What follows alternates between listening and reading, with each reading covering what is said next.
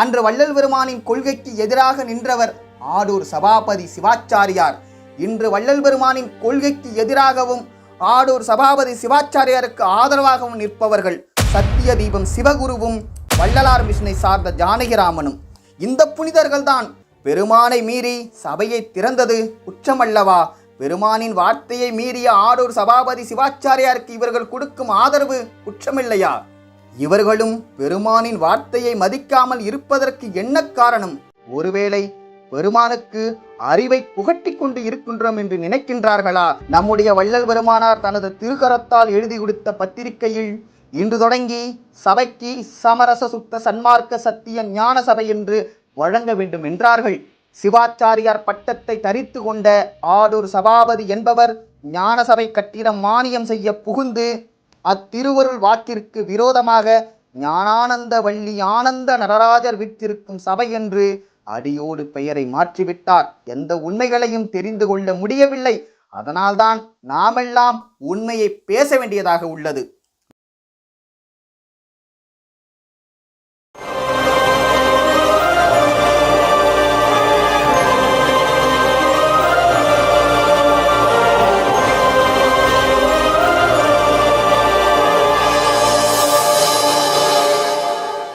பெருவழி ரகசியம் பார்க்கின்ற அனைத்து ஆன்மநேய உறவுகளுக்கும் வந்தனம்.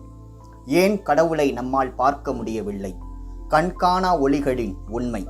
இந்த பிரபஞ்சத்தில் உள்ள அனைத்தும் ஒளிதான். நாம் காணும் ஒளியும் நாம் காண முடியாத ஒளியும்.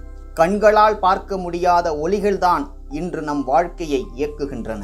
எடுத்துக்காட்டு, remote signal, mobile signal, Bluetooth, wifi போன்ற ஒவ்வொன்றும் ஒளியின் வேறுவித வடிவமே.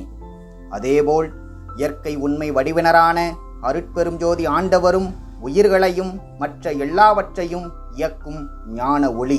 அதனால்தான் அந்த உண்மை கடவுளை வள்ளல் பெருமானார் அருட்பெரும் ஜோதி என்றார்.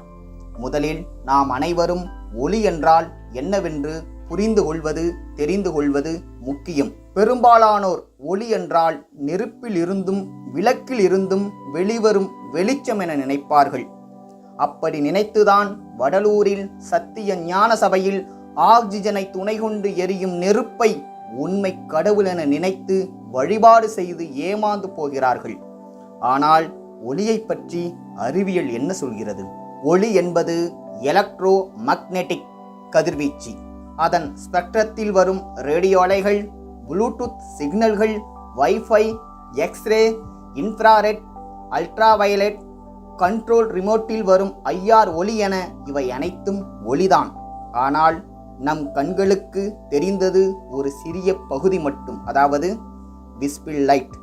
ஆனால் நாம் இப்படி பலவற்றை காண முடியாமல் இருந்தாலும் அவை நம்மை சுற்றி ஓடிக்கொண்டே இருக்கின்றன. ஒவ்வொன்றாக பார்ப்போம். முதலில் ரிமோட் சிக்னல். கண்களால் காண முடியாத ஒளி. நாம் ரிமோட்டை டிவிக்கு காட்டி பட்டன் அழுத்தினால் டிவி ஆன் ஆகிறது. ஆனால் அந்த சிக்னல் நமக்கு தெரியவில்லை. அது இன்ஃப்ராரெட் ஒளி. அது ஒளிதான். நம் கண்களுக்கு மட்டும் தெரியாத ஒளி. ஆனால் அது டிவியை இயக்குகிறது. ஒளி என்பது நாம் லைட்டாக பார்க்கும் ஒன்றே அல்ல. அது மிகப்பெரிய உன்னதமான உண்மையான சக்தி. இரண்டாவது மொபைல் சிக்னல். அது நம்மை பேசாமல் கூட பேச வைக்கிறது. வாட்ஸ்அப் போன்ற பல தளங்களின் மூலம். சரி, இந்த மொபைல் ஃபோன் நம்முடைய குரலை எப்படி மற்றவருக்கு கேட்க வைக்கிறது? நாம் கண்ணால் பார்க்க முடியாத ரேடியோ ஒளி அலைகள் மூலம் கேட்க வைக்கிறது. நாம் அனுப்பும் குரல் நம் கையில் இருந்தே பிரபஞ்சத்தில் செல்கிறது இந்த காண முடியாத ஒளி அலைகள் மூலம். நாம் அந்த ஒளியை பார்த்ததில்லை, பார்க்கவும் முடியவில்லை. ஆனால் அது நம் வாழ்க்கையை இயக்குகிறது. மூன்றாவது ப்ளூடூத்.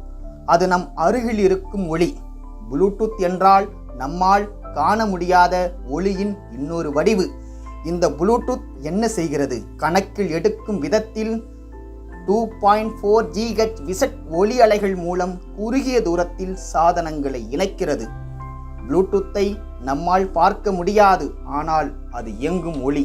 இந்த ஒளிகள் இல்லையெனில் ஹெட்போனும் வேலை செய்யாது, ஸ்பீக்கரும் வேலை செய்யாது. இந்த ஒளியை பார்க்க முடியாவிட்டாலும், அதாவது ரிமோட் ஒளி, வைஃபை ஒளி, ப்ளூடூத் ஒளி, மொபைல் சிக்னல் ஒளி போன்றவை நம் கண்களுக்கு தெரிவதில்லை. அவை நம் கண்களுக்கு தெரியாததால் அது இருக்கவில்லை என்று சொல்ல முடியாது. அவை நம் வாழ்க்கையை இயக்குகின்றன. அதே போன்றுதான் அருட்பெரும் ஜோதி ஆண்டவர் என்ற ஒளியும் நம் கண்களுக்கு தெரியாத ஒன்று. ஆனால் எல்லா பிரபஞ்சத்தையும், அந்த பிரபஞ்சத்தில் உள்ள எல்லாவற்றையும், அதன் முழுவதும் வாழ்ந்து வரும் எல்லா உயிரையும் நடத்துவது அருட்பெரும் ஜோதி என்ற ஒளியே. எங்கும் பூரணராகி நிறைந்து விளங்கும் அருட்பெரும் ஜோதி ஆண்டவர் வெளிச்சமாக தெரியும் ஒளி அல்ல. அவர் ஒரு ஞான ஒளி. அவர் ஒரு எல்லாவற்றையும் விட மிக பெரியதான ஒளி. அவர் எல்லாவற்றையும் விட மிக அரியதான ஒளி. அவர் எல்லாவற்றையும் விட மிக சிறியதான ஒளி.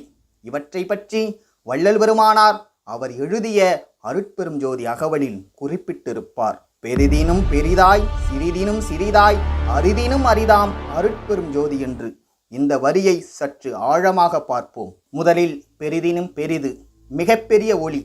எடுத்துக்காட்டு, மிகப்பெரிய ஒளியாக நாம் பார்ப்பது சூரியன். சூரிய ஒளி எல்லா உயிரையும் உயிர் வாழ வைக்கும் மிகப்பெரிய ஒளி. அது ஒரே நேரத்தில் உலகையே வெளிச்சமிடுகிறது.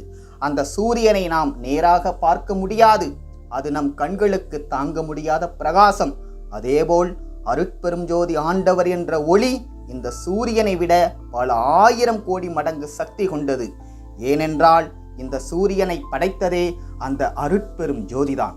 நம் பெருமானார் பாடுகிறார், சந்திர சூரியர் ஒளிவர விளங்கும் தனி அருட்பெரு வெளி தலத்தெழும் சுடரே என்று.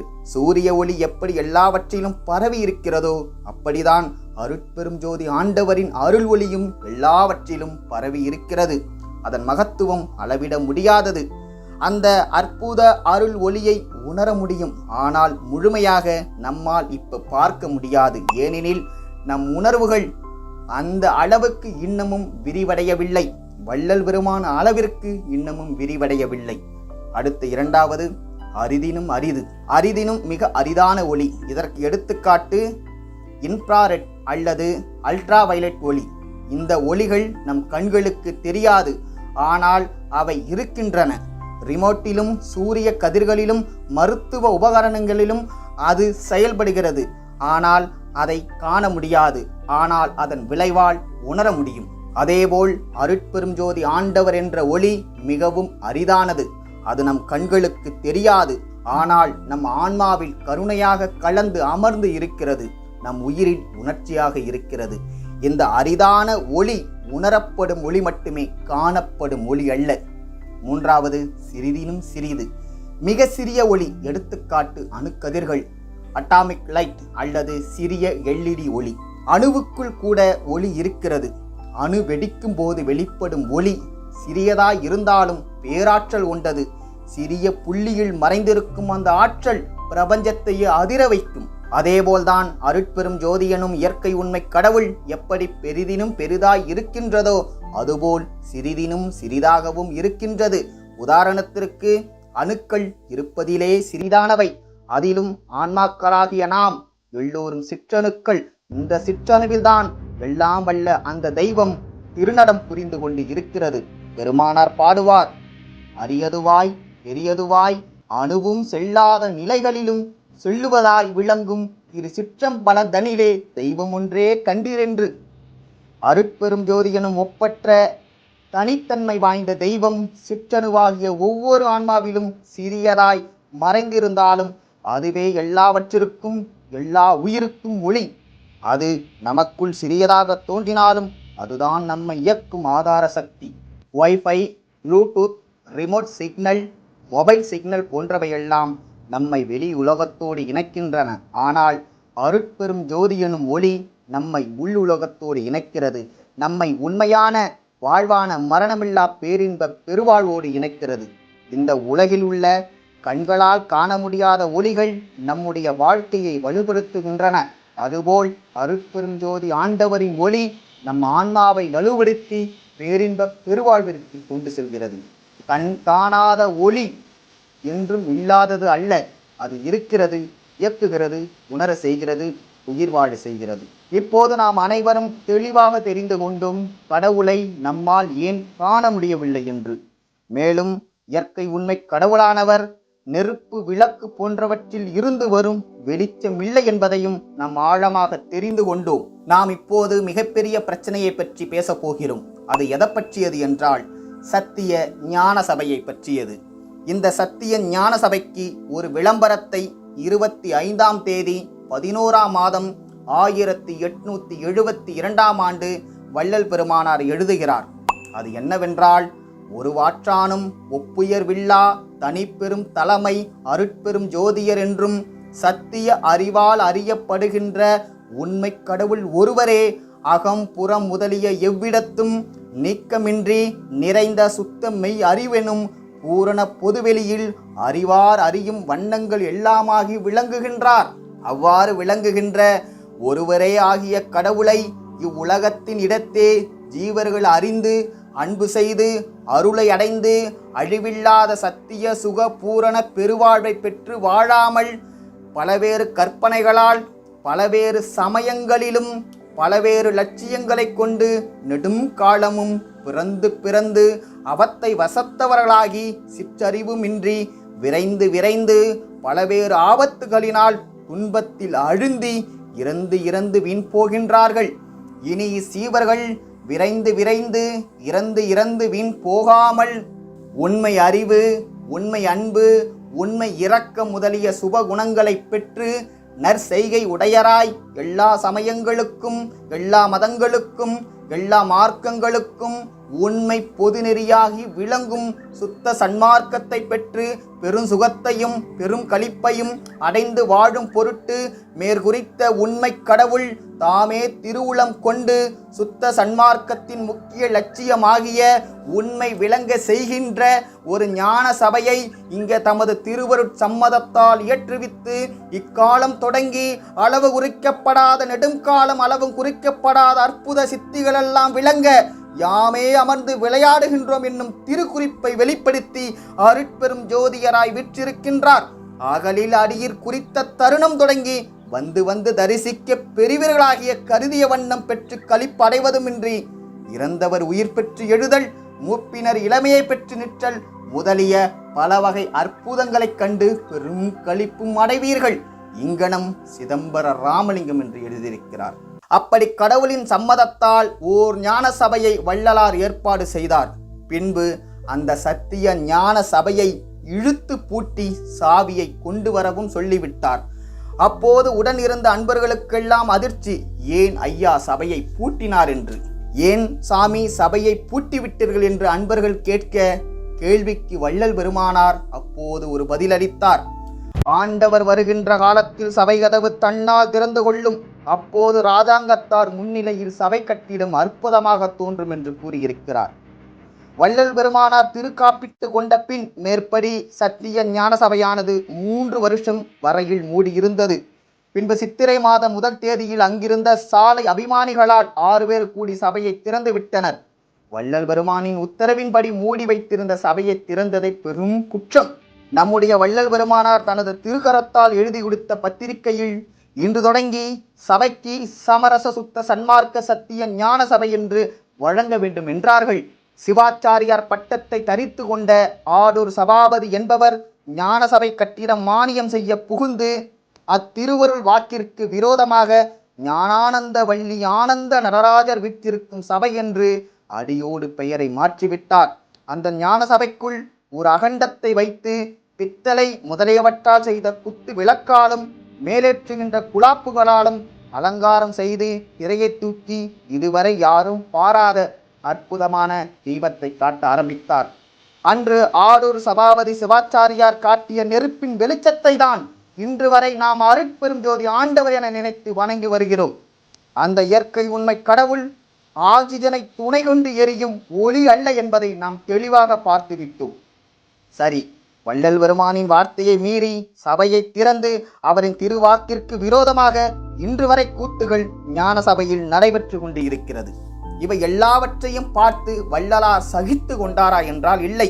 இதை பொறுக்க முடியாமல் 100 ஆண்டுகள் மேல் கடந்து தன்னுடைய ரஷ்ய சீடனிடம் தன்னுடைய ஆதங்கத்தை கொட்டியிருக்கிறார் வள்ளல் பெருமானார். நான் புறப்படுவதற்கு முன் அருள் ஒளியின் சபைக்கோவிலின் கதவை மூடிவிட்டேன். ஆனால் உண்மையில் எனது கோட்பாட்டை உணர தகுதியான சீடர் கிடைக்கவில்லை. நான் சென்ற பிறகு கோவிலை திறந்தார்கள், ஆனால் அருள் ஒளி இருக்கிறதா? பெருமானார் என்ன கேட்கிறார் புரிகிறதா? சத்திய ஞான சபையில் ஆண்டவர் சித்தாடத் தொடங்கியவுடன் வந்து வந்து தரிசிக்க பெறுவீர்களாகி கருதிய வண்ணம் பெற்று களிப்பு அடைவதுமின்றி இறந்தவர் உயிர் பெற்று எழுதல், மூப்பினர் இளமையை பெற்று நிற்றல் முதலிய அற்புதங்களைக் கண்டு பெரும் களைப்பி அடைவீர்கள் என்றார். என் வார்த்தையை மீறி ஞான சபையை துறந்து விட்டீர்கள். அசுத்த நெருப்புதான் அருட்பெரும் ஜோதி ஆண்டவர் என காட்டுகின்றீர்கள். சரி, ஆனால் அருள் ஒளி இருக்கிறதா என கேட்கிறார். மாதம் சிவாச்சாரியார் ஏற்றி வைத்த நெருப்பை கும்பிடுகின்றீர்களே, மரணம், பிணி, மூப்பு முதலானவற்றை தவிர்த்து கொண்டீர்களா என கேட்கிறார். நான் புறப்படுவதற்கு முன் அருள் ஒளியின் சபை கோயிலின் கதவை மூடிவிட்டேன். ஆனால் உண்மையில் எனது கோட்பாட்டை உணர தகுதியான சீடர் கிடைக்கவில்லை. நான் சென்ற பிறகு கோவிலை திறந்தார்கள், ஆனால் அருள் ஒளி இருக்கிறதா? மிக உயர்ந்தவருடன் இணைந்தவரின் எனது சாட்சியங்களை மீறுதல். அந்த இடங்களில் என் ஆன்மீக குழந்தைகள் இல்லை. அந்த சுவர்கள் காலியாகிவிட்டன. அந்த நிலம் வறண்டு போனது என்கிறார். அன்று வள்ளல் பெருமானின் கொள்கைக்கு எதிராக நின்றவர் ஆடூர் சபாபதி சிவாச்சாரியார். இன்று வள்ளல் பெருமானின் கொள்கைக்கு எதிராகவும் ஆடூர் சபாபதி சிவாச்சாரியாருக்கு ஆதரவாகவும் நிற்பவர்கள் சத்திய தீபம் சிவகுருவும் வள்ளலார் மிஷனை சார்ந்த ஜானகிராமனும். இந்த புனிதர்கள் தான் இணையத்தின் வாயிலாக, யூடியூப் வாயிலாக சிவாச்சாரியார் தோற்றுவித்த சிறுபிள்ளை விளையாட்டை காண அழைக்கிறார்கள். ஒருவேளை இவர்களும் நெருப்புதான் அருட்பெரும் ஜோதி ஆண்டவர் என நம்பி ஏமாந்து கொண்டு இருக்கிறார்களா? அதில் 1000 இருக்கட்டும். வள்ளலார் எதற்காக சபையை பூட்டினார் என்று அவருக்கு தெரியும். பெருமானை மீறி சபையை திறந்தது குற்றமல்லவா? பெருமானின் வார்த்தையை மீறிய ஆடூர் சபாபதி சிவாச்சாரியாருக்கு இவர்கள் கொடுக்கும் ஆதரவு குற்றமில்லையா? இவர்களும் பெருமானின் வார்த்தையை மதிக்காமல் இருப்பதற்கு என்ன காரணம்? ஒருவேளை பெருமானுக்கு அறிவை புகட்டி கொண்டு இருக்கின்றோம் என்று நினைக்கின்றார்களா? பெருமானின் வார்த்தையை மீறுகின்ற துணிச்சல் இவர்களுக்கெல்லாம் எப்படி வந்தது? வள்ளல் பெருமானார் இயற்கை உண்மை கடவுளை பற்றி விஞ்ஞான ரீதியாகவும் அறிவியல் ரீதியாகவும் ஆழமாக விளக்கியிருக்கிறார். ஒரு அமைப்பை, ஒரு இயக்கத்தை நடத்துகின்ற இவர்கள்தான் அந்த உண்மை கடவுளை பற்றிய விஞ்ஞான அறிவியல் ரீதியான உண்மைகளை இந்த ஊமை ஆன்மாக்களுக்கு எடுத்து கூற வேண்டும். வள்ளலார் உலகில் உள்ள எல்லா சமயத்தையும் எல்லா மதத்தையும் மூட மதம் என்றும் மூட சமயம் என்று சாடினார். தெய்வத்தின் உண்மையை பற்றி தெரியாததாலே ஏற்பட்ட கூச்சலும் குழப்பமும் என்றார் இந்த சமய மதங்களை. அந்த சமயவாதிகளால் ஏற்படுத்தப்பட்ட நெருப்பை காண மாதம் பஸ் வைத்து வேன் வைத்து அழைத்து வருகிறார்கள். இப்படி அமைப்பு வைத்து நடத்துகின்ற இவர்கள்தானே கடவுளை பற்றிய உண்மை விளக்கத்தை தந்திருக்க வேண்டும். இது போன்ற நபர்களுடன் 10 ஆண்டுகள் மேலே பழகியும் எந்த உண்மைகளையும் தெரிந்து கொள்ள முடியவில்லை. அதனால்தான் நாமெல்லாம் உண்மையை பேச வேண்டியதாக உள்ளது. மேலும் பெரிதினும் பெரிதாய், சிறிதினும் சிறிதாய், அரிதினும் அரிதாம் அருட்பெரும் ஜோதி என்ற அகவல் வரியை வைத்தே இந்த காணொளி பேசப்பட்டு இருக்கிறது. இந்த வரிகளுக்கு நாம் எழுதிய விளக்கத்தை வைத்தே இந்த காணொளி ஆழமாக விளக்கப்பட்டு இருக்கிறது. சில காலத்திற்கு பிறகு அருட்பெரும் ஜோதி அகவலின் உண்மை விளக்கம் அந்த திருவருளால் முழுமையாக உங்கள் ஒவ்வொருவரின் கைகளில் வந்து சேரும். அதன் பின்பு உங்களுக்கு எல்லா உண்மைகளும் தெரிந்துவிடும். தன் இஷ்டப்போக்கில் தான் தோன்றிதனமாக விளக்கம் எழுதிய சமயவாதிகளின் கதையும் தெரிந்துவிடும். நீங்கள் அனைவரும் எங்கும் பூரணராகி நிறைந்து விளங்குகின்ற இயற்கை உண்மை வடிவினரான அருட்பெரும் ஜோதி ஆண்டவர் ஒரு பௌதீக ஒளி அல்ல என்பதை தெரிந்து கொண்டீர்கள். இந்த செய்தியை பார்த்து அறிவை விளங்கி கொண்ட என் அன்பார்ந்த ஆன்மநேய உறவுகளுக்கு என் நெஞ்சார்ந்த நன்றியை தெரிவித்துக் கொள்கின்றேன். அருட்பெரும் ஜோதி, அருட்பெரும் ஜோதி, தனிப்பெரும் கருணை அருட்பெரும் ஜோதி. எல்லா உயிர்களும் இன்புற்று வாழ்க. ஒரு நிமிஷம், கடைசியாக ஒன்று சொல்ல மறந்துட்டேன். சில அதி புத்திசாலிகள் கேட்பார்கள், அனலினுள் அனலாய், அனல் நடு அனலாய், அனலுற விளங்கும் அருட்பெரும் ஜோதி என்று வள்ளலாரை எழுதியிருக்கிறார். அதனால் அந்த அனலை வணங்குவது என்ன தவறு என கேட்பார்கள். நான் சொல்கின்றேன், புனலினுள் புனலாய், புனலிடை புனலாய், அணையென வயங்கும் அருட்பெரும் ஜோதி என்று எழுதியிருக்கிறார். அதனால் நாளை இருந்து ஞான சபையில் ஒரு குடம் தண்ணீர் வைத்து நீங்கள் வணங்கலாமே. காற்றினுட் காற்றாய், காற்றிடை காற்றாய், ஆற்றலின் ஓங்கும் அருட்பெரும் ஜோதி என்று பாடியிருக்கிறார். சைக்கிள் கடையில் இருந்து ஒரு காற்று நிரப்பும் கருவியை எனது செலவில் நான் ஞான சபையில் அமைக்கின்றேன். ஒவ்வொரு முறையும் காற்றை புஸ் புஸ் என்று வெளியே விடும்போது அருட்பெரும் ஜோதி, அருட்பெரும் ஜோதி என்று நீங்கள் கும்பிடுவீர்களா? யாருக்கு தெரியும், அந்த ஆரூர் சபாபதி சிவாச்சாரியார் ஞான சபையில் நெருப்பை வைக்காமல் ஒரு பானையில் தண்ணீரை வைத்து இருந்தாலும், ஒரு சைக்கிள் பம்பை புஸ் புஸ் என்று அடித்து இருந்தாலும் நீங்கள் அதையும் கும்பிட்டு இருப்பீர்கள். அப்பொழுதும் பானையில் உள்ள தண்ணியை காண வாருங்கள், சைக்கிள் பம்பில் இருந்து வரும் ஓசையை காண வாருங்கள் என மாதம் யூடியூப் வழியாக சத்தியதீபம் சிவகுருவும் வள்ளலார் மிஷனை சார்ந்த ஜானகிராமனும் அழைப்பு கொடுத்திருப்பார்கள். ஒன்றை நன்றாக தெரிந்து கொள்ளுங்கள், இறைவன் இல்லாத இடம் ஒன்று என்று ஒன்று இல்லை. மலையாகவும் அவரே இருக்கிறார், மலத்தில் உள்ள புழுவாகவும் அவரே இருக்கிறார். சுத்த சன்மார்க்கத்தை பின்பற்றுகின்ற கூட்டம் அறிவு கூட்டம் என்று வள்ளல் பெருமானார் பல இடங்களில் பேசியிருப்பார். அப்படி நாம் அறிவு கூட்டமாகவே இருக்க வேண்டும். அறிவற்றவர்கள் ஏற்படுத்திய அற்பமான விஷயத்தில் தன்னை ஈடுபடுத்தி நாம் மூடர் கூட்டமாக மாறிவிடக் கூடாது. இப்பொழுது நாம் அனைவரும் சுத்த சன்மார்க்கத்தை பின்பற்றும் மனிதர்கள். ஆனால் நாளை நாம் அனைவரும் சுத்த சன்மார்க்க ஞானிகள். சுத்த சன்மார்க்க ஞானிகளே மரணத்தை எட்டி நின்று உதைக்க வல்லவர்கள் என்று நாம் மறந்துவிடக்கூடாது. நன்றி. எல்லா உயிர்களும் இன்புற்று வாழ்க.